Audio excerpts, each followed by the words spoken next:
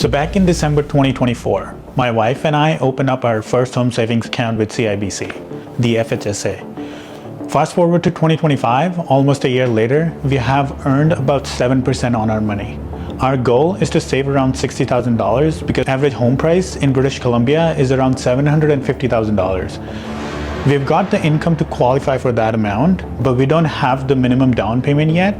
So the goal with this FHSA is simple. Save and grow the money to $60,000 to $70,000 so we can cover all the upfront cost. Now, even if we save like $1,000 a month, that's $12,000 a year. With 7% return, I asked ChatGPT how long it would take, and the answer was about 51.6 months. So somewhere around 4.3 years. That's way out of our timeline because we want to buy the house in next 1 to 2 years. So I asked ChatGPT again, what if I can have a return of 25%? Turns out even then it would take 3.28 years to hit $60,000. We have already saved up a little bit, so I think we can reach our goal in around 2 to 2.5 years.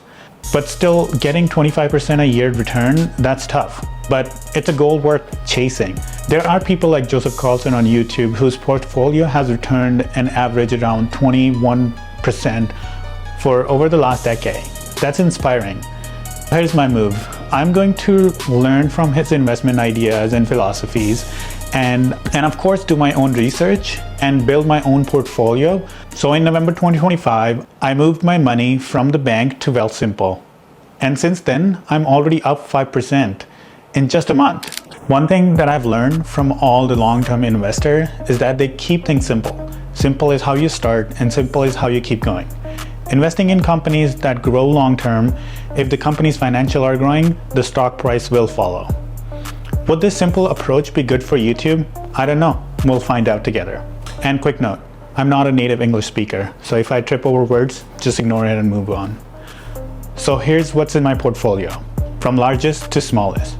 Alphabet, Google takes the crown, Cameco right behind, then Amazon, Baytex Energy, Suncor, Canadian Natural Resources, Cenovus, Bank of Nova Scotia, and Berkshire Hathaway, and an ETF called QUU for US large caps, and a ZWC, it's a Canadian high dividend covered call fund. Did you notice something? I'm overweight on energy stocks. Why? Because in Canada right now, policy momentum and global demand have been pointing that way. Since Mark Carney stepped in, the national conversation around energy and export feels like a green light. I watched the tape. These names moved, and I built up position on these. But here's the conflict. Energy is great when the wind is at your back. It's heavy when the sentiment turns. So how do I balance conviction with risk? Here's my mantra. Keep it simple. Control the scope. You don't need 30 positions and a PhD. Just pick 2 or 3 anchors and 2 or 3 growth names and 1 or 2 income plays. That's it. Ravi. But what if energy tanks next quarter? Great question. That's right, kind of fear. Here's my trick. I split my portfolio into always and sometimes. Always bucket is the index and 1 or 2 mega caps. The sometime bucket is my theme. Energy today, maybe something else tomorrow. If the theme wobbles, my always still walks straight. One more thing.